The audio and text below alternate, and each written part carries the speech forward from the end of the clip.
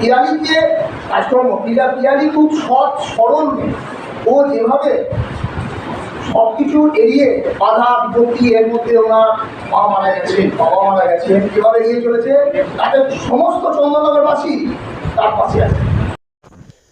সীসাপাংমা অভিযান 2025 পৃথিবীর 14 উচ্চতম শৃঙ্গ, উচ্চতা 26,300 ফুট।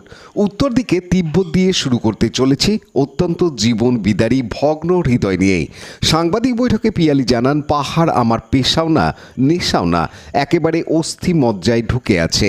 একটু ফাঁকা ও নিঃশ্বাস পেলেই মন প্রাণ ছুটে যায় ওই শিখর চূড়ায়। নারী দিবসের মঞ্চ থেকেই আবারও নতুন উদ্যমে সাহস সঞ্চারিত হলো।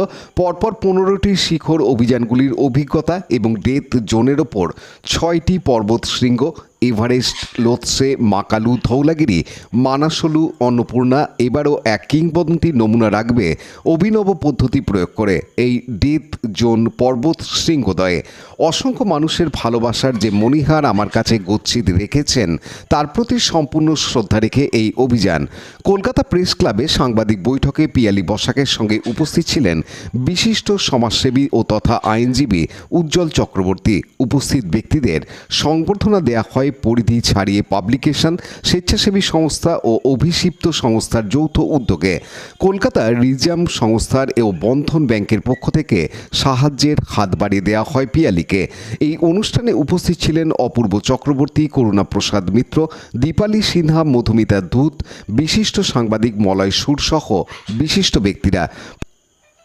পিয়ালি বসাক জানান, সেখানেই অক্সিজেন ছাড়া যাবো, কারণ আমার 97-98 অক্সিজেন লেভেল থাকে, ওনাদের সেখানে 50-60 অক্সিজেন লেভেল চলে যায়। এবং এইটা করার জন্য আমি যেটা চেষ্টা করি বেশিরভাগ সময়টা হাই অল্টিটিউডে কাটাতে, ডেথ জোনে।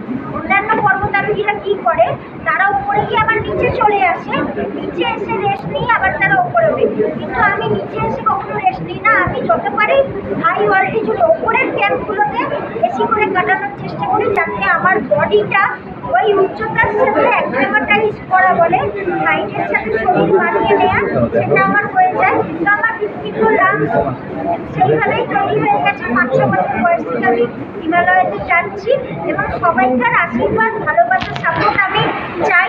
বন্ধন ব্যাংক আমাকে সাপোর্ট করেইছে, কিন্তু আরও এখনো অভিযানের আরও এখনো খরচা বাকি রয়ে গেছে। তো এইভাবেই যেন সমস্ত চন্দননগরবাসী, সারা রাজ্যবাসী, দেশবাসী যেন আগেও যেভাবে আমার পাশে থেকেছেন, ভালোবাসা দিয়েছেন, সেভাবেই যেন সবসময় পাশে থাকে। তারা আরও আমার ওয়ার্ল্ড রেকর্ড করার ইচ্ছা আছে। আত্মবিশ্বাসী পিয়ালি ইতিহাস তৈরি করবে। পরে বিশিষ্ট আইনজীবী তথা সমাজসেবী উজ্জ্বল চক্রবর্তী জানান,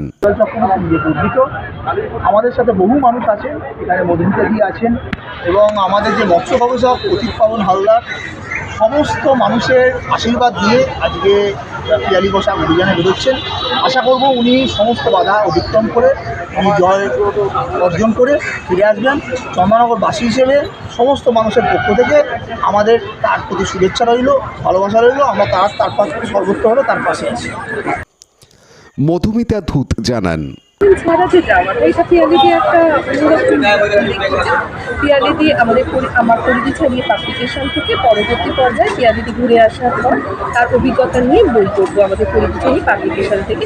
আজকে তার অনারেই আমি সকলকে উত্তরীয় এবং ব্যাচ দিয়ে সম্বর্ধনা জানালাম। আর নারী তো অবশ্যই অনেক পুরুষের থেকে এগিয়ে গিয়েছে পিয়ালিদি, যে কথা বলবো। তবে নারীরা যে প্রকৃত নারী, সে কখনোই বলবে না আমি সব পারি, আমরা পাশে চাই পুরুষদের, আমরা কখনো এইরকমভাবে ভাবতে চাই না। এবং পিয়ালিদি একজন নিরহংকার মানুষ, যে জিনিসটা যে এতটা পথ পেরিয়ে আসার পরেও পিয়ালিদিকে আমরা দেখেছি চন্দননগরের বাসিন্দা হিসাবে শুধু নয়, উনি তো আমাদের ভারতবর্ষের গর্ব, দেশের গর্ব। তো ওনার কোনো অহংকার আমরা দেখিনি। আমি বন্ধু হিসাবে ওনাকে পেয়েছি, যতবার চন্দননগরে গিয়েছি ততবার ওনার মায়ের সঙ্গে দেখা হয়েছে। বর্তমানে তো মা নেই, তো সেই জিনিসটাও খুব মিস করছিলাম, যে আজকে মাসিমা আসলে পাশে দাঁড়িয়ে আগে এসে মা কেমন আছো এইরকমভাবে জিজ্ঞাসা করতেন, কথা বলতেন পিয়ালিদি সম্পর্কে। সেটা ভীষণ ভালো লাগা। এবং সেই জায়গা থেকেও পিয়ালিদি বাবাকে পাশে পায়নি, দীর্ঘদিন যাবত উনি অসুস্থ ছিলেন, মাকে পাশে নিয়ে। অভিষেক গুপ্তার report, Hooghly TV. Like, share, subscribe করুন হুগলি টিভি। খবর এখন বুক পকেটে।